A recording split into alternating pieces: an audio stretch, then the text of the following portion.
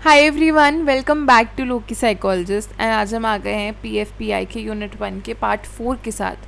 We have already covered paradigms क्या होता है। पॉजिटिविस्ट पैराडाइम कर लिया, पोस्ट पॉजिटिविस्ट पैराडाइम कर लिया। Now will be beginning with the constructivist paradigm. ठीक है, so without any delays let's start. Constructivist is also known as the interpretivist paradigm, because यहाँ पे हम रियलिटी को इंटरप्रेट कर रहे होते हैं डिफरेंट पॉइंट ऑफ व्यू से। अभी मैं अच्छे से बताऊंगी तो तुम्हें समझ आएगा। ठीक है, तो जो हमारे पॉजिटिविस्ट थे उन्होंने तो ये कह दिया कि जो फैक्ट्स हैं हमारे वो थ्योरी के बेस्ड होते हैं। ठीक है, रिसर्च अगर जो भी अजम्पशन लेता है उस पर थ्योरी बनती है और उससे फिर आपके कॉज एंड इफेक्ट रिलेशनशिप बनता है। ठीक है, तो I will just give you a brief overview. Positivism ने कहा कि रियलिटी जो होती है इट इज़ वेरी ऑब्जेक्टिव, एक ही रियलिटी है। पॉजिटिविस्ट ने कहा कि नहीं, तुम कह रहे हो एक रियलिटी है but we'll test it again and again and again and again to figure out कि और कुछ भी हो सकता है। If I say earth is flat, someone else will come with a conclusion नहीं इट इज़ स्क्वायर और इट इज़ राउंड। तो ठीक है, what we are seeing is a reality but it is not the only reality to exist. ठीक है, तो ये थोड़ा सा लाइट हो गए थे अपने पॉजिटिविस्ट से, बट स्टिल कंस्ट्रक्टिविस्ट ने कहा कि नहीं, ये सिस्टम भी बहुत ज़्यादा रिजिड था। ठीक है, तो कंस्ट्रक्टिविस्ट पैराडाइम आया। इसको बहुत सारे तरीक़ों से भी बोला गया, जैसे कि इंटरप्रेटिविस्ट है बिकॉज हम इसमें रियलिटी का मीनिंग इंटरप्रेट कर रहे होते हैं। नेचुरलिस्टिक है, फिनोमिनोलॉजिकल है, क्योंकि बहुत ही नेचुरल वे के अंदर ह्यूमन बींग्स को स्टडी करा जाता है इसके अंदर। ठीक है, तो इसके अंदर मेन चीज़ जो होती है दैट इज़ कि रियलिटी हमारी सोशली कंस्ट्रक्ट करी जाती है। ठीक है, इट इज़ नॉट जस्ट मैं तुम्हें कुछ कह रही हूँ तो वो चीज़ है, नहीं, वो पूरा सोशल कंस्ट्रक्शन करा गया है। तो हमारे एडमंड हसरेल करके देयर वाज अ पर्सन जिन्होंने फेनोमेनोलॉजी का कॉन्सेप्ट दिया। फेनोमेनोलॉजी इज़ बेसिकली आप जो एक्सपीरियंस को पढ़ना चाह रहे हो उससे समझो जिसने वो ऑलरेडी एक्सपीरियंस करा है। Let's say I am walking अपना आराम से एंड एकदम से a pigeon comes and decides to beat on me, right. तो वो चीज़ मेरे साथ हुई, तो मैं जितना डिस्गस्टेड हूँगी और मैं जितना डिस्गस्टेड वे में वो एक्सप्लेन कर पाऊँगी, हो सकता है वो तुम ना कर पाओ, you will just start laughing, but inside I would be completely disgusted what happened, right. तो वो मेरे पर्सपेक्टिव से समझना reality is better than yours, because मैं वो चीज़ एक्सपीरियंस कर रही हूँ तो मैं वो और बेटर वे में एक्सप्लेन कर पाऊँगी। देन केम आर विलियम डिटली, और उनके साथ कुछ लोग और भी थे जिन्होंने हरमेन्यूटिक्स का कॉन्सेप्ट दिया। It is basically the art of interpretive understanding of meaning, मतलब एक ही मीनिंग को आप किस किस तरह से इंटरप्रेट कर सकते हो। ठीक है, let's say wait, this is a glass, इस शेप का, but this is also a glass. आजकल ट्रेंडिंग आ रहे हैं ना पिंटरेस्ट पे। This is also a glass. Ceramic का भी होता है ग्लास। तो आप किस तरीके से क्या चीज़ इंटरप्रेट कर रहे हो। ओके, अब जो हिस्टोरियंस हैं वो हिस्टोरिकल डॉक्यूमेंट्स को किस किस चीज़ से इंटरप्रेट करते हैं, टाइम कंसिडर करते हैं, कल्चर कंसिडर करते हैं, कॉन्टेक्स्ट कंसिडर करते हैं। So instead of saying it's just a glass, किस चीज़ का ग्लास है, it's a steel glass, how was it made, it's a ceramic glass, what's the design on it, it's a glass का glass. तो ये कैसा लग रहा है, राइट। फिर उसके बाद हमारे मार्टिन हेडिंगर, इन्होंने हरमेनेटिक्स का कॉन्सेप्ट को और भी एक्सटेंड करा और ये कहा कि जो नॉलेज है ना दैट इज़ कम्प्लीटली इंटरप्रेटिव। जो चीज़ मैं एक्सपीरियंस कर रही हूँ I would interpret it in a different way then what you will do. तो जो हमारा मीनिंग मेकिंग का प्रोसेस होता है किसी भी चीज़ का, उस नॉलेज का, वो आपके सोशल और कल्चरल कॉन्टेक्स्ट से इन्फ्लुएंस होता है। ठीक है, the way we are grown up, all the background that we have, the biases that we hold. तो जो हमारी नॉलेज है ना वो रिपीटेडली लाइक इंटरप्रेट होती जाएगी, it is always being interpreted. अब there are a few basic assumptions. पहली चीज़ तो रियलिटी सोशली कंस्ट्रक्ट करी जाती है, सिंगल रियलिटी नहीं है, ऑब्जेक्टिव ट्रूथ जो है नहीं है। Do not confuse it with post positivism. उन्होंने तो ये मान लिया कि हाँ ठीक है सिंगल ट्रूथ नहीं है, it is a probable reality. So और ये कंस्ट्रक्टिविस्ट ने कह दिया कि कंस्ट्रक्ट करी जाती है। पहले के दो पैराडाइम्स ने क्या कहा था कि डिस्कवर करते हैं, नॉलेज है हम उसको डिस्कवर कर रहे हैं। इन्होंने क्या कह दिया कि हम कंस्ट्रक्ट कर रहे हैं, हम इंटरप्रेट कर रहे हैं, हम नेचुरलिस्टिक वे में देख रहे हैं। ठीक है, सो मान लो हम ये पढ़ रहे हैं कि टीचर्स जो हैं वो क्लासरूम स्ट्रेस को कैसे परसीव करते हैं। ठीक है, सो मान लो there is a teacher, she stressed, ये कॉमन है। ठीक है, she stressed because the class is very ganda, like they are not listening to her. There is another teacher, he is stressed because घर पे लड़ाई हो गई. There is another teacher who stressed because they did not get good food. There is another teacher who is stressed because they do not want to grade paper. So ये चीज़ तो common है, but इसका कोई single cause नहीं है. It just keeps on happening and everybody has different reasons for it. Okay, तो अब एक आप स्ट्रेस को स्केल यूज़ करने की जगह, एंग्जाइटी स्केल की जगह, स्ट्रेस स्केल की जगह, you are interviewing those people. आप उनके एक्सपीरियंसेस को सुन रहे हो और उनका मीनिंग इंटरप्रेट कर रहे हो. हर एक बंदे का पर्सपेक्टिव वैलिड है, even though it's very different, but everybody's perspective is very valid. And इसका गोल यही है कि आपको मीनिंग अंडरस्टैंड करना है, आपको कॉज इफेक्ट रिलेशनशिप यहाँ इस्टेब्लिश नहीं करना. क्यों? क्योंकि सिंगल कॉज एंड इफेक्ट नहीं है यहाँ पे. There are let's say 12 causes, उसका हमारा इफेक्ट एक ही आ रहा है. Everybody is stressed out. You know, sometimes it happens, you call your friend and you're like, I'm very stressed. They're like, oh, I'm also very stressed. And they're like, तेको क्या हुआ? And then you just start discussing things. So effect तो stress है, but there are so many causes. So हम single cause and effect यहाँ पे नहीं निकालते, हम meaning making करते हैं. ठीक है. So characteristics majorly हमारी 7 है. सो सबसे पहला तो ये कि सोशल वर्ल्ड जो है वो सिंगल पर्सपेक्टिव से नहीं समझा जा सकता. क्यों? क्योंकि अगर रियलिटी ही सिंगल नहीं है, रियलिटी को आप अगैन एंड अगैन कंस्ट्रक्ट करते जा रहे हो, इंटरप्रेट करते जा रहे हो, तो वो इंडिविजुअल बंदे से तो आप नहीं कर सकते ना. Let's say that I have to study कि स्टूडेंट्स कैसे लर्न करते हैं. देयर इज़ अ 20 स्टूडेंट का बैच, अगर मैं एक को पढ़ लूँगी would that be enough? No, right? Because we have to consider other things also, we have to consider other students also. और लेट्स से मैंने दूसरों को भी कर लिया, even if I am just saying 20 students I am taking and I am studying their marks, is it fine? नहीं. We'll have to consider more things. We'll have to consider teachers कैसा पढ़ाते हैं. We'll have to consider is everything okay at family. We'll have to consider how does this person spend their time. Do they use their phone a lot? If they do, is it productive? Is it not productive? There's thousands of factors that could be there.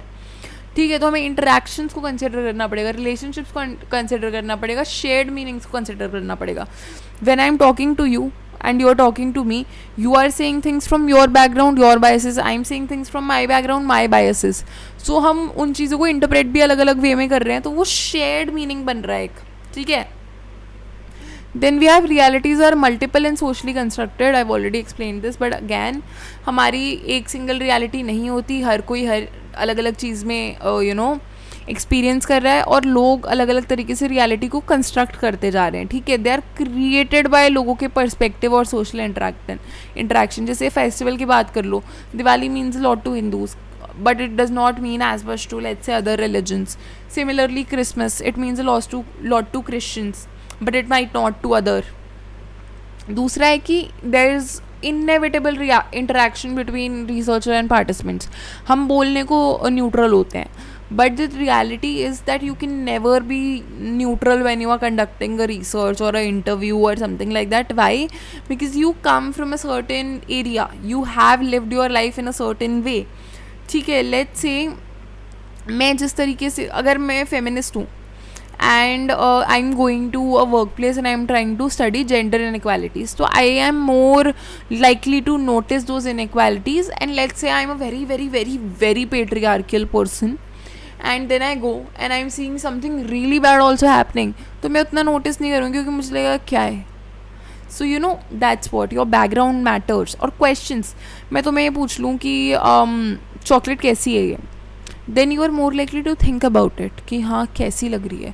और अगर मैं कह दूँ chocolate अच्छी है ना, then you are more likely to think हाँ अच्छी है. You are more incline toward saying कि हाँ अच्छी है. ठीक है.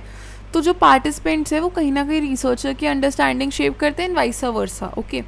Context is very vital. Knowledge जो है वो सेपरेट नहीं कर सकते आप कल्चर, सोशल, हिस्टोरिकल कॉन्टेक्स्ट से. अगर आप कोटा के अंदर जाके स्ट्रेस पढ़ रहे हो IIT JEE स्टूडेंट्स का, वो डिफ़र करेगा दिल्ली के स्टूडेंट्स से. ठीक है. कॉन्टेक्स्ट के बिना आपका नॉलेज इज़ इनकम्प्लीट. ये नंबर्स को प्लीज़ इग्नोर करो क्योंकि वो कैनवा में ऐसे ही हो जाता है. ये मैंने गलती से रिपीट कर दिया था 8th वाला. हाँ. So knowledge is value laden, values must be made explicit. जो रिसर्चर के वैल्यूज़ हैं, बिलीव्स हैं, असम्पशंस हैं, वो कहीं ना कहीं, जैसे कि मैंने कहा कि रिसर्च फाइंडिंग्स को शेप करेंगे. तो ये प्रिटेंड करने से अच्छा कि नहीं मैं तो न्यूट्रल हूँ, इंटरप्रेटिविस्ट जो है वो एक्नॉलेज करते हैं कि हाँ, जैसे कि पॉजिटिविस्ट ने तो हर चीज़ डिक्लाइन कर दी कि reality is completely objective. Post positivist आए, उन्होंने कहा कि हाँ there is reality, we have to discover it, but we are gonna test it again and again and again and again again and again because it could be wrong also. ठीक है, but यहाँ पे जो उन्होंने फिर भी ये चीज़ नहीं की कि हम एज अ रिसर्चर उसको इन्फ्लुएंस कर रहे हैं, वो भी साइंटिफिक वे पे ही फोकस कर रहे थे। Qualitative methods were there but it was still largely quantitative. Constructivist के अंदर क्वालिटेटिव ज़्यादा यूज़ होते हैं। तो उन्होंने मान लिया कंस्ट्रक्टिविस्ट ने आके कि भाई वी अग्री कि हमारे में कमी है and as researchers we are not perfect beings, okay. So it's better to acknowledge that you are a shit person than just being a shit person anyways. So that's what it is. So understanding individuals is more important than universal laws. आप एक individual को समझ रहे हो, आप law नहीं निकाल रहे कोई. You are not saying कि apple गिर रहा है तो वो gravity है. You are not trying to figure out a law.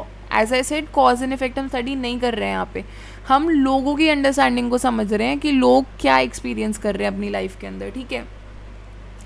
Instead of saying कि स्टूडेंट्स कैसे पढ़ते हैं ऑनलाइन, स्टूडेंट्स क्या एक्सपीरियंस कर रहे हैं ऑनलाइन लर्निंग के अंदर, that is a very different question और जिसका काफ़ी इन डेप्थ एक्चुअल आंसर निकल सकता है, जिसमें आप काफ़ी कुछ इंटरप्रेट कर पाओगे। इसमें तो आप सबका एक चीज़ निकालने की कोशिश कर रहे हो, इसमें आप देख रहे हो that there is a lot of ways in which students study. काफ़ी लोग ऐसे लास्ट मिनट पे वन शॉट दिखते हैं, काफ़ी लोग स्टार्टिंग से पढ़ रहे होते हैं। So there is varieties of things that people experience and so there are varieties of interpretations. Cause effects जो होते हैं वो म्यूचुअली इंटरडिपेंडेंट होते हैं। लेट्स से कि आपके नंबर अच्छे नहीं आए, आपकी मोटिवेशन बहुत डाउन हो गई and then you are not able to study because you are not motivated enough and now that you are not able to study again you get low marks. तो वो कहीं ना कहीं इंटरडिपेंडेंट है, वो एक सर्कुलर वे के अंदर चलते जाएगा, like a loop that you cannot get out of. I mean obviously you can but mostly contextual factors must be considered in a systematic understanding. पहले हमने समझा कि context जो है वो knowledge से आप अलग नहीं कर सकते, ठीक है। और अगर आप क्योंकि आप अलग नहीं कर सकते तो उसको एक अच्छे से समझो, एक सिस्टमैटिक वे में समझो, ठीक है, कि सोशल बैकग्राउंड क्या है, कल्चरल बैकग्राउंड क्या है, हिस्टोरिकल क्या है, क्योंकि वो सारी चीज़ें इम्पैक्ट करती हैं। जैसे कि मैरिज की बात कर लो, in one culture it must be seen as a family duty कि ये तो पूरी करनी है, और in other culture it would be like a choice कि इट्स योर पर्सनल चॉइस, तुम्हें क्या करना है। Then we have criterias which are use to validate research in this paradigm. हमने पहले दोनों के भी करे हैं। सो इसमें मेजरली 3 होते हैं। First is credibility, then we have dependability and then we have confirmability. एक एक करके समझा रही हूँ। क्रेडिबिलिटी से तुम क्या समझते हो? हम कहते हैं कि do not open this link, it is not credible. Credible क्या है? क्रेडिबल इज़ ट्रस्टवर्दी, ठीक है, कि वो बिलीवेबल होना चाहिए, ऑथेंटिक होना चाहिए, एक्चुअल होना चाहिए, ओके। सो पॉजिटिविस्ट रिसर्च के अंदर जैसे इंटरनल वैलिडिटी हम यूज़ करते थे कि फाइंडिंग्स एक्यूरेटली रिफ्लेक्ट कर रही है या नहीं कर रही है ऑब्जेक्टिव रियलिटी को, ठीक है। इंटरप्रेटिविस्ट ने कहा कि रियलिटी क्योंकि ऑब्जेक्टिव है ही नहीं, वो सोशली कंस्ट्रक्टेड है। तो क्रेडिबिलिटी ये चेक करती है कि जो हमारी फाइंडिंग्स हैं वो क्या अलाइन कर रही हैं as to what participants had said. कहीं मैं और कुछ तो घुमा फिरा के नहीं कर रहा। जो रिसर्चर ने पार्टिसिपेंट्स की वॉइस को दिखाया है क्या वो फेयर है, क्या वो ऑथेंटिकली दिखाया है। कल को मैंने तुम्हें कुछ बोला कि I was very disgusted by this, जब मेरे ऊपर वो पिजन बीट करके चला गया, एंड यू आर सेइंग कि अरे the person was very excited, it won't do justice to what I said, right. How do findings align with reality as constructed by, obviously क्योंकि हम दोनों साथ में इंटरेक्ट करके रियलिटी को कंस्ट्रक्ट कर रहे हैं तो वो कितना लाइन कर रही है उनसे, ठीक है। तो रिसर्चर का काम है कि इंश्योर करे कि पार्टिसिपेंट्स के अपने एक्सपीरियंस फाइंडिंग्स रिकॉग्नाइज करी जा रही हैं और रियलिटी को क्रिएटेड है। It's a very important term in this paradigm, याद रखना। रियलिटी जो है को क्रिएटेड है, सिर्फ रिसर्चर मीनिंग नहीं दे रहा है, क्योंकि मैं जो चीज़ इंटरप्रेट कर रही हूँ मैं भी किसी पर्टिकुलर एरिया से आ रही हूँ, कहीं से आके मैं वो इंटरप्रेट कर रही हूँ। अब स्ट्रैटेजी क्या है क्रेडिबिलिटी इंश्योर करने के लिए? पहले तो मेंबर को चेक करो कि आपने जो भी फाइंडिंग करी वो अपने पार्टिसिपेंट्स के साथ शेयर करो कि क्या ये आपके हिसाब से सही है, जो भी आपने बोला, am I able to do justice to it. Then we have triangulation, अलग अलग सोर्सेज को यूज़ करो, don't just take interview, do observation, documents. अगर मैं बोल रही हूँ कि अरे नहीं नहीं it was a very very very good day for me, and मेरे हाथ पैर ऐसे हो रहे हैं एकदम ऐसे just so I would be lying, I would be very nervous, I would be very uncomfortable. Okay, so these are the things that you were supposed to observe. Then we have prolonged engagement. एक enough time आपको spend करना है ताकि एक तो आप अच्छे से समझ पाओ, और दूसरी चीज़ ये कि the person should trust you. ठीक है, ट्रस्ट नहीं है तो वो सोशल डिज़ायरेबिलिटी के चक्कर में कुछ भी बोल देगा. Then we have peer debriefing, कि बाकी रिसर्चर्स को भी दिखाओ, उनके भी इंटरप्रिटेशंस को रिव्यू करवाओ कि जो आपने इंटरप्रेट करा है क्या वो उनके हिसाब से भी सही है. So then we have lastly thick description, एक डिटेल्ड कॉन्टेक्स्ट दो रिसर्चर्स को, रीडर्स को, कि आपकी जो भी फाइंडिंग्स आई हैं वो कैसे आई हैं.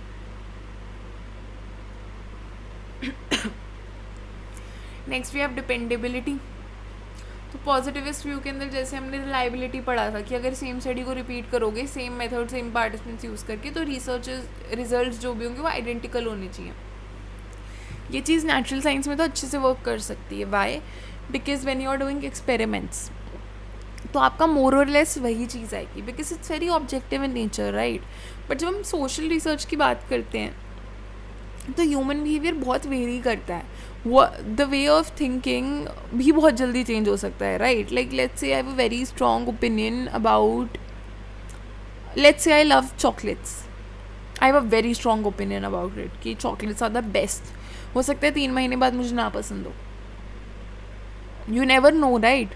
तो ह्यूमन बिहेवियर बहुत वेरी करता है, वो बहुत ज़्यादा इंटरप्रिटेशन निकाल लेता है रियलिटी की. तो जो भी रिजल्ट्स है ना वो एकदम परफेक्टली तो रेप्लिकेट नहीं हो सकते.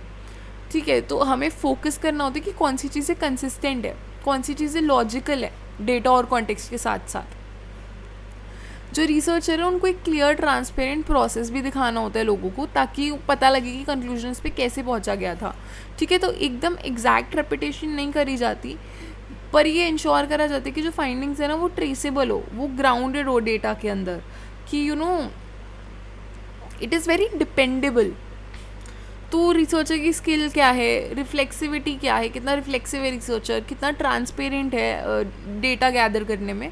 तो अगर आपने हर एक चीज़ इन डेप्थ समझाई है तो इवन दो वो प्रॉपरली आप रेप्लिकेट ना कर पाओ, बिकॉज अगर मान लो आज मैंने पढ़ा है दिल्ली के स्टूडेंट्स को ग्रेड 12 के, और कल मैं कहीं और जाके वही स्टूडेंट्स पढ़ रही हूँ, let's say I am studying grade 12 students in Kota, they would be very different. Okay, online learning ही पढ़ रही हूँ let's say for example, but things would be very different. Okay, तो भले ही आप एग्जैक्टली वो चीज़ कहीं और रिप्रोड्यूस ना कर पाओ, बट लाइक क्या बोलते हैं, बट वो आपकी ट्रस्ट वर्दी होनी चाहिए. एंड चलो यार वो कहीं और वाली चीज़ तो दूसरी हो गई. When we talk about reliability per se, तो अगर लाइक आप सेम पार्टिसिपेंट्स के साथ भी वो रिपीट करते हो, देयर इज़ अ पॉसिबिलिटी कि वो चीज़ कहीं ना कहीं ऊपर नीचे हो जाए.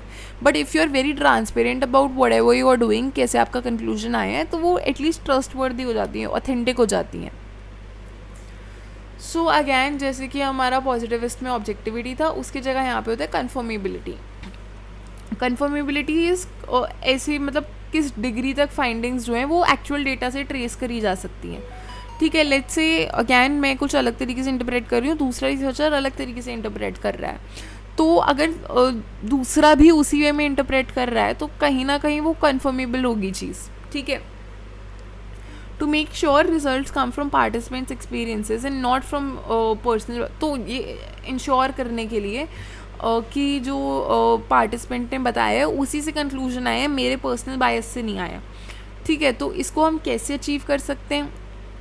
एक तो ऑडिट ट्रायल करो, रखो पूरा डिटेल रखो, डेटा रिकॉर्ड्स रखो. अगर आप कोई इंटरव्यू ले रहे हो तो उसकी वॉइस रिकॉर्डिंग करो, वीडियो रिकॉर्डिंग करो, इफ़ द पार्टिसिपेंट्स अग्री. ठीक है, उसको एनालाइज करो, इंटरप्रेट करो, अगैन एंड अगैन देखो, एनालाइज करो, रिपीट इंटरप्रेट करो. दूसरा इज़ प्रैक्टिसिंग रिफ्लेक्सिबिलिटी, एक्नॉलेज करना कि मेरे खुद के कहीं ना कहीं बायस आते हैं, कि मैं इसलिए तो नहीं सोच रहा ये क्योंकि मेरे साथ कुछ में भी ऐसा हुआ था पास्ट में, राइट. डायरेक्ट कोट्स यूज़ करना जो पार्टिसिपेंट्स ने बोला था अपनी इंटरप्रिटेशंस को बैकअप करने के लिए. पीयर और अदर रिसर्चर्स से रिव्यू करवाना, यही वाली चीज़ है कि there is a possibility that I may be looking at it from a different perspective. जैसे मैंने पेट्रियार्कल वाली चीज़ ही ले लो फॉर एग्जाम्पल, हो सकता है मैं वो किसी फेमिनिस्ट को जाके दिखाऊंगी तो they may take it in a different way.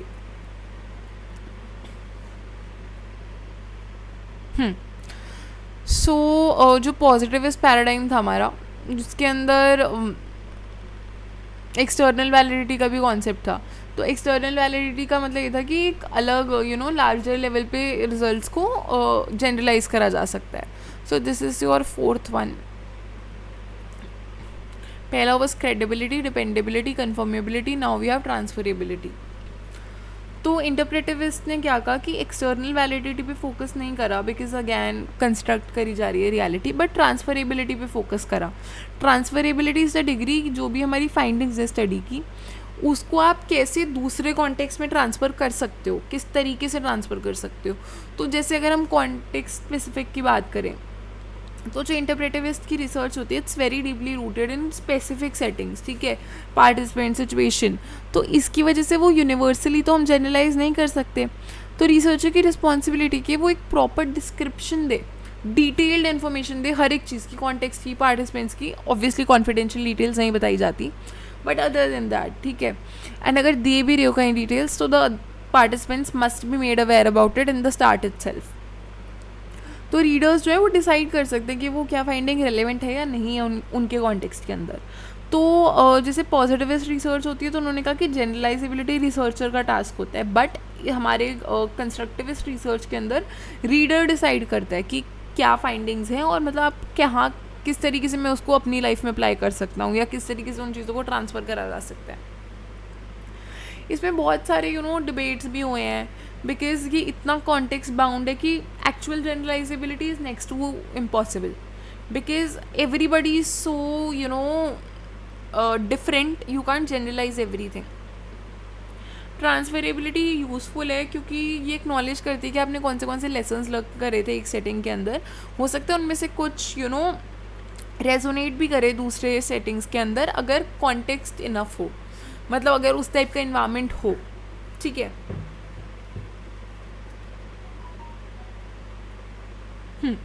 Let's just say कि अगर दिल्ली यूनिवर्सिटी के अंदर I am working with a few students and मैंने बहुत डिटेल कॉन्टेक्स्ट प्रोवाइड करा है and somebody else in let's say US who is also working with students the same age group, वो भी जज कर सकते हैं कि क्या ये इंसाइट्स मे बी मेरे स्टूडेंट्स पर ट्रांसफ़र करेंगी या नहीं करेंगी.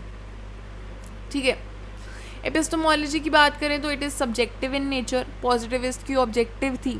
ठीक है, देन वी हैव इन्होंने वही कहा कि knowledge is not something that is out there, it is something that we create. हम नॉलेज को डिस्कवर नहीं कर रहे हैं, हम नॉलेज को क्रिएट कर रहे हैं. पॉजिटिव पोस्ट पॉजिटिव दोनों ने कहा था कि हम डिस्कवर कर रहे हैं. यहाँ पे कंस्ट्रक्टिविस्ट ने आके चेंज कर दिया कि नहीं, we are socially constructing it अपने इंटरेक्शन के साथ, रिसर्चर और पार्टिसिपेंट्स के इंटरेक्शन के बीच में. रिसर्चर जो है वो अपने डेटा का मीनिंग बनाते हैं अपनी खुद की थिंकिंग से, अपने रिफ्लेक्शन से, अपने सोशल इंटरेक्शन से. ठीक है, रिसर्चर पार्टिसिपेंट रिलेशनशिप की अगर बात करें तो रिसर्चर और पार्टिसिपेंट्स जो होते हैं वो इंटरकनेक्टेड होते हैं, एक दूसरे को इन्फ्लुएंस करते हैं. Research is not detach but interactive and dialogical. Detach नहीं होती है, न्यूट्रल नहीं होता. रिसर्चर सुनता है, ऑब्जर्व करता है, क्वेश्चन करता है, रिकॉर्ड करता है, इंटरप्रेट करता है, कोलैबोरेशन में करता है सब पार्टिसिपेंट के साथ, अकेले नहीं करता. ठीक है, it is a thing to be highlighted, it is done in collaboration with participants. Implication क्या होती है, फोकस ऑब्जेक्टिविटी से शिफ्ट हो जाता है कन्फर्मेबिलिटी पे. कन्फर्मेबिलिटी अगैन मैं बता ही चुकी हूँ कि ट्रेसेबल होना चाहिए डेटा के साथ. Logic of interpretation should be transparent, जो भी आप इंटरप्रेट कर रहे हो वो ट्रांसपेरेंट होना चाहिए और दिखाना चाहिए आपके रिसर्च में आपने कैसे करा है. और डेटा जो है वो पार्टिसिपेंट की पर्सपेक्टिव दिखाना चाहिए, सिर्फ रिसर्चर की इमेजिनेशन नहीं. ठीक है, एक एग्जाम्पल ले लेते हैं कि अगर आप let's say that instead of using distant data collectors Bonner personally visited school. So basically इन्होंने वही पढ़ा था, टीचर्स का स्ट्रेस ऑब्जर्व करा था. तो ये इन्होंने वो नहीं करा कि डेटा कलेक्टर्स यूज़ करे, पर्सनली गई स्कूल के अंदर, इन्होंने अपनी उस सेटिंग के अंदर खुद को इमर्स करा, टीचर्स के साथ इंटरव्यूज़ लिए, खुद बात करी उनसे, बॉन्डिंग करके. And it was not just interview, उन्होंने डॉक्यूमेंट्स को यूज़ करा, ऑब्जर्वेशन को यूज़ करा, उनकी क्रेडिबिलिटी बनी, उन्होंने अलग अलग मेथड्स को यूज़ करा, उन्होंने इनडायरेक्ट कोटेशंस भी लगाए, तो वो दिखता है कि रियलिटी जो है वो को कंस्ट्रक्टेड थी, वो उनके एक्सपीरियंस से भी आई और टीचर्स ने जो उन्हें बताया, जो उनकी वॉइसेस थी उनसे भी आई। ऑन्टोलॉजी की बात करें तो इट इज़ रिलेटिविस्ट। मैंने बताया था फर्स्ट क्लास में ऑन्टोलॉजी के 2 टाइप्स होते हैं, रिलेटिविज्म, रियलिज्म। रियलिज्म सेज एक ही रियलिटी है, रिलेटिविज्म सेज मल्टीपल रियलिटी है। ठीक है, सो अब क्योंकि हमने इसमें यही कह दिया कि रियलिटी सोशली कंस्ट्रक्ट करी जा रही है, तो ऑब्वियसली रियलिटी हर किसी के लिए सब्जेक्टिव होगी। अलग अलग लोग अलग अलग valid realities, valid is a very important word, कि सबके लिए रियलिटी अलग है और सबकी रियलिटी वैलिड है। ठीक है, और ये सोशली कंस्ट्रक्ट करी जाती है, you already know that. Fluid है, चेंज होती है, क्योंकि अगैन एज आई सेड कि कहीं ना कहीं whatever people are doing it will change over time, right. मेरे थॉट्स भी चेंज हो सकते हैं, तुम्हारे थॉट्स भी चेंज हो सकते हैं। Multiple reality, just you know how people earlier use to be like they were very against live in relationships, आज वही लोग थोड़ा थोड़ा चेंज ला रहे हैं। I won't say completely change हो गए, but there are a few people who were totally against it. मतलब आई एम जस्ट सेइंग ऐसे एज ए एग्जाम्पल, सबकी लाइफ में होगा ही कोई ना कोई ऐसा, but now they are trying to accept things. तो वो चेंज होते रहता है, लोगों के परसेप्शंस शिफ्ट होते रहते हैं। मल्टीपल रियलिटीज़ एग्जिस्ट करती हैं, जैसे कि डिसेबिलिटी, फेमिनिज्म, माइनॉरिटी, इन सब के कॉन्सेप्ट अलग अलग मीन करते हैं हर किसी के लिए। ठीक है, जो डिसेबल एक सोसाइटी में कंसिडर करा जा सकते हो सकता है वो दूसरी सोसाइटी में ना करा जा सके। ठीक है, रियलिटी जो है वो ह्यूमन इंटरेक्शन से होती है। अब ये है कि अब रियलिटी इतनी सारी हैं, तो उनमें कहीं ना कहीं कॉन्फ्लिक्ट तो होगी ना। आई एम सेइंग कि I feel really good, you are saying you are feeling very sad, तो तुमने जब मेरा इंटरव्यू लिया तो यू मे नॉट थिंक कि I am feeling very good, या let's say person A is happy, person B is not happy, person B says world बहुत गंदा है, it's a pessimist thing, very pessimist thinking, everything is gonna end, why are we living anyways. Person A is like, oh my god, I love my life, everything is so perfect, I have so many opportunities, I'm doing so much. So optimist और pessimist है, दोनों हैं, conflicting accounts है, but दोनों ही valid है। क्यों? क्योंकि अपने अपने पर्सपेक्टिव से जो जैसे चल रहा है चलने दो। तो रिसर्चर एक ट्रूथ नहीं निकालने की कोशिश करता, वो एक्सप्लोर करते हैं मल्टीपल पर्सपेक्टिव्स को। अब एवरीडे कंस्ट्रक्टिविज्म की बात करें तो हर कोई थोड़ा थोड़ा कंस्ट्रक्टिविस्ट है, क्योंकि हम पैसिवली रियलिटी को नहीं रिसीव करते। हमारा माइंड जो है वो कंटिन्यूसली उसको इंटरप्रेट करेगा। For example, I have this plant, I bought it because I like the green colour, I like कि मेरा रूम थोड़ा सा ग्रीन ग्रीन सा रहे। Okay, so that's why I got it. Maybe somebody else buys it to gift to somebody, maybe someone else looks at and thinks कि यार ये plastic क्यों रखा है रूम में, could have just kept a real plant instead. So different realities. उन्होंने कह दिया कि सिंगल नोएबल ऑब्जेक्टिव रियलिटी नहीं है। ठीक है, अब जैसे वो अगर हम रिसर्च का एग्जाम्पल ले तो उन्होंने ये कोई भी एक एक व्यू से नहीं देखा, उन्होंने टीचर्स को अपना अपना कंस्ट्रक्शन करने दिया। ठीक है, so that's what naturalistic methods, ये सब तुम्हें केस स्टडीज़ वगैरह पढ़नी है अगर, जैसे ये और मैंने पहले भी 2 पैराडाइम्स में जो बताया है, तो मैं रीडिंग्स प्रोवाइड करा दूँगी, you can study from that. I am not going in depth उसमें बिकॉज मैं ऑलरेडी इतना समझा चुकी हूँ, so it's not really required, but हाँ एग्जाम्पल्स के लिए you can definitely mention.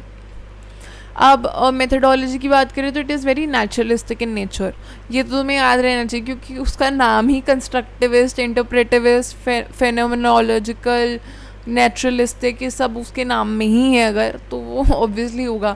Research जो है वो नेचुरल सेटिंग में कंडक्ट करी जाती है, लैब्स में नहीं करी जाती। इंटरव्यूज़ होते हैं, कॉन्वर्जेशंस होते हैं, डॉक्यूमेंट होते हैं, डिस्कोर्सेज होते हैं, रिफ्लेक्टिव सेशंस होते हैं, टेक्स्ट मैसेजेस होते हैं, वीडियो कॉल्स होते हैं, व्हाट्सएप कॉल्स होते हैं, हर चीज़ होती है। ठीक है, तो रिसर्चर जो है वो एक तरह से ऑब्जर्वर की तरह ही एक्ट करता है, somebody who is there in the setting, somebody who is a part of the group, someone who is there कि वो भी आपके साथ चीज़ों को एक्सपीरियंस कर रहे हैं। ठीक है, लोगों के मीनिंग को अच्छे से कैप्चर करना नेचुरल कॉन्टेक्स्ट में। क्वालिटेटिव मेथड्स की बात करी जाए तो interview, observation, document review, so mostly it is qualitative only. Let's talk about hermeneutical and dialectal approach. Hermeneutics मैंने बता ही दिया, मीनिंग इंटरप्रेट करने का तरीका. डायलेक्टियल इज अलग अलग. डायलेक्ट क्या होता है? Nature versus nurture. Nature versus nurture. तो आपकी इसमें बात हो रही है कि क्या whatever you have capabilities are those genetic और are those learn from the environment. तो there is a dialect going on. There is like a argument, but an intellectual argument is called a dialect. ठीक है. तो अलग अलग perspectives को compare करना, contradictory वालों को भी अंडरस्टैंडिंग बढ़ाने के लिए. ठीक है. इंक्लूजन की डेफिनेशन सबके लिए अलग हो सकती है. बिगेस्ट एग्जाम्पल कुड बी और LGBTQ कम्युनिटी, जो मेरे माइंड में आ रहा है, not necessarily the biggest example. Methodological implication की बात करें तो रिसर्च क्वेश्चंस जो है वो इवॉल्व होते रहते हैं. They are not fixed at the start. Change होते रहते हैं जैसे जैसे नई नई इनसाइट्स इमर्ज होती है. अलग अलग पर्सपेक्टिव्स इन्वॉल्व हो सकते हैं, मल्टीपल पर्सपेक्टिव्स हो सकते हैं. ठीक है. Context weight is very critical.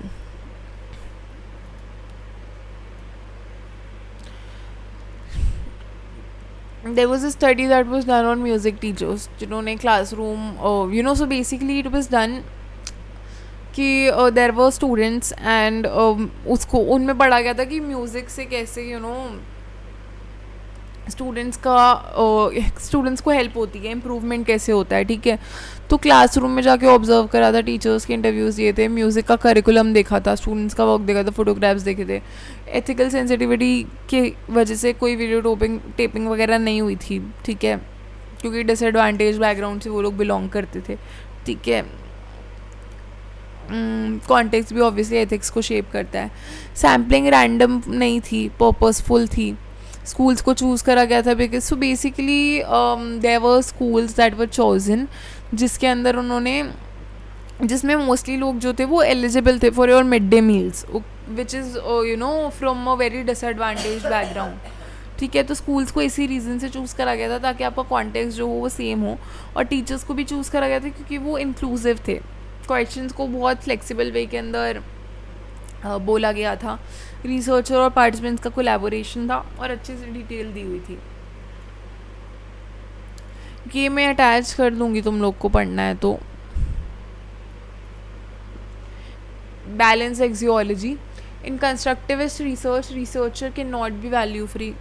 Obviously value तो रखनी ही पड़ेगी. एक्सियोलॉजी हर चीज़ में जाएगी ही जाएगी. रिसर्चर एक्नॉलेज करते हैं कि उनकी खुद की वैल्यूज़ हैं जो कहीं ना कहीं आपके स्टडी को इन्फ्लुएंस करेंगी. गोल ये है कि एक प्रेजेंट एक बैलेंस्ड वे के अंदर आप चीज़ों को प्रेजेंट करो. सारे पर्सपेक्टिव जो भी अपने सिर्फ अपने वर्जन ऑफ रियलिटी को आपको दिखाना नहीं है, एनहांस नहीं करना. ओके. कुछ एक एथिकल फ्रेमवर्क भी दिया था ग्यूब और लिंकन में, तो उसको यूज़ करना चाहिए. ठीक है. मतलब उन्होंने एक तरह से पोस्ट पॉजिटिविस्ट के कंपैरिजन में थोड़ा सा रीडिफाइन कर दी रियलिटी. पोस्ट पॉजिटिव्स ने कहा कि एथिक्स जो है वो ऑब्जेक्टिव हो, बंदा न्यूट्रल हो. ठीक है. जैसे कि बेलमोंट रिपोर्ट के मैंने तुम्हें पढ़ाया था. कंस्ट्रक्टिविस्ट ने कहा कि एथिकल होनी चाहिए, रिलेशनल होनी चाहिए, कंटेक्चुअल होनी चाहिए कि आप कैसे किसी के साथ ट्रस्ट मेंटेन कर रहे हो, आप कितने फेयर हो अपनी रिसर्च में, आप कितनी ऑथेंटिक रिसर्च कर रहे हो, आप पावर बैलेंस कैसे मेंटेन कर रहे हो, क्या आप अपने डोमिनेशन तो नहीं दिखा रहे पार्टिसिपेंट पे. 5 क्राइटेरिया दिए थे उन्होंने ऑथेंटिसिटी के. उसके बाद उन्होंने 3 और ऐड करे थे. पहला इज़ फेयरनेस, सबको फेयरली इंक्लूड करो. ऑन्टोलॉजिकल ऑथेंटिसिटी, पार्टिसिपेंट्स को दिखाने की कोशिश करो कि वो अपने कैसे कंस्ट्रक्ट करते हैं अपनी रियलिटी को. एजुकेटिव ऑथेंटिसिटी होनी चाहिए, दूसरों को समझाने की कोशिश करो कि मतलब मैं तुम्हें समझा रही हूँ कि पर्सन ए पर्सन बी को समझा रहा है कि पर्सन सी कैसे रियलिटी एक्सपीरियंस कर रहा है, या मैं तुम्हें समझा रही हूँ मैं कैसे एक्सपीरियंस कर रही हूँ, तुम मुझे समझा रहे हो तुम कैसे एक्सपीरियंस कर रहे हो reality. Then we have catalytic authenticity, दूसरों को एम्पावर करना कि उन्हें चेंज लेना है या उन्हें एक्शन लेना है अपने बिहाफ पे. टैक्टिकल ऑथेंटिसिटी, पार्टिसिपेंट्स को वो टूल्स और स्किल्स दो कि वो एडवोकेट करना सीखे खुद के लिए. फिर रिफ्लेक्सिविटी है, खुद की वैल्यूज़ पे रिफ्लेक्स करना. रैपो बनाना और रेसिप्रोकेसिटी कि give back to the participants, कि उन्हें दिखाना चाहिए कि रिसर्च उनके लिए हो रही है. जब फाइंडिंग्स आ रही है तो भाई तो तुम वो शेयर करो.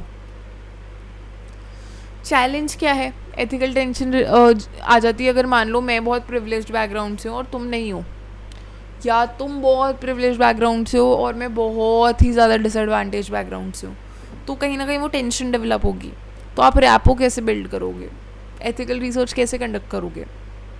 ठीक है, तो कंस्ट्रक्टिविस्ट ये कहते हैं कि आप एक्नॉलेज करो कि पावर डायनामिक हैं, और आप बहुत रिफ्लेक्सिव होने की कोशिश करो खुद भी कि क्या just because I am, let's say that I am from a rich background and for me 50,000 is like क्या ही है, but 90% of the people would say, not 90% but quite a lot of people would say कि 50,000 is a lot of money, and personally अगर मैं बोलूँ तो it is a lot of money, but I'm assuming that I'm super rich someday and I'm thinking या क्या ही फ़र्क पड़ता है. So you know I have to consider that if I'm talking to somebody who's making 20,000 a month, for them it is like 2.5 महीने का salary, right? So I have to be reflexive. Feminist ethics की भी कहीं ना कहीं influence आई है.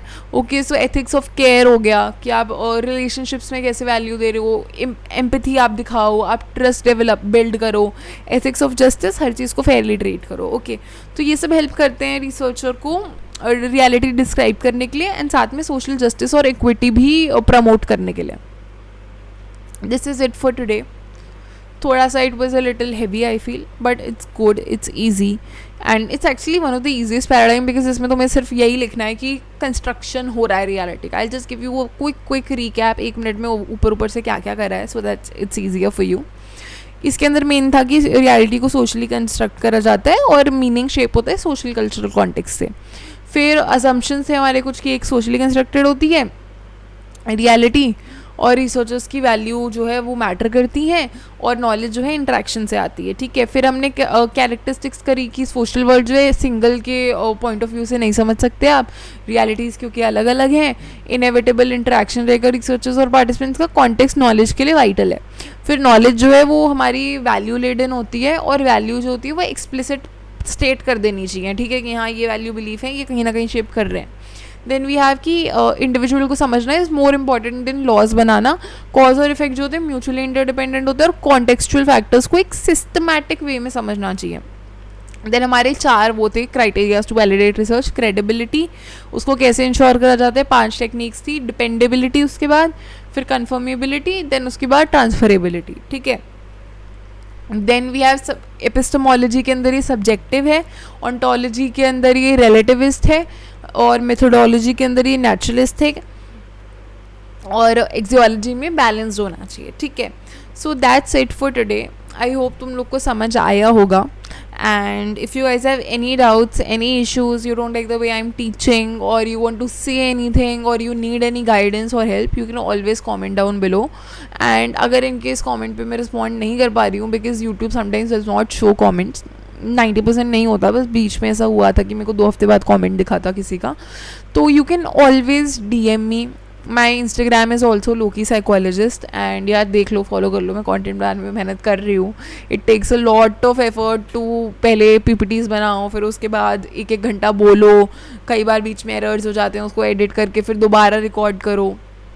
सो या please make sure to subscribe to my channel to be updated on more of this, and something really nice is also coming up apart from academics. So stay tuned and take care. Bye bye guys.